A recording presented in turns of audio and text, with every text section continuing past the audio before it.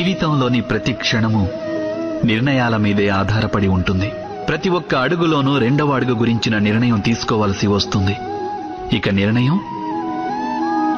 నిర్ణయం తన ప్రభావాన్ని వదిలే వెళ్తుంది.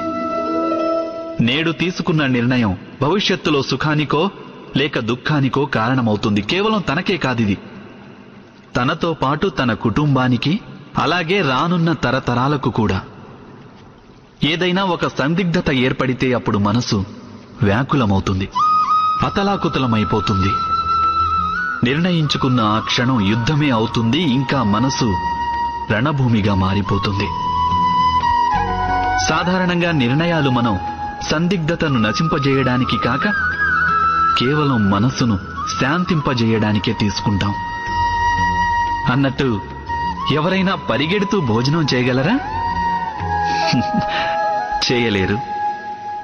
అయితే యుద్ధానికై ఉర్రూతలూగే మనసు ఏదైనా సరియైన నిర్ణయం తీసుకోగలుగుతుందా? వాస్తవానికి శాంత మనస్థితిలో ఏదైనా నిర్ణయం తీసుకున్నప్పుడు అది తమ కోసం సుఖమయ భవిష్యత్తును నిర్మిస్తుంది. కానీ తమ మనసును శాంతింపజేసుకోవడానికి ఏదో నిర్ణయం తీసుకున్నప్పుడు ఆ వ్యక్తి భవిష్యత్తులో తన కోసం కంటకభరితమైన వృక్షాన్ని నాటినట్లే.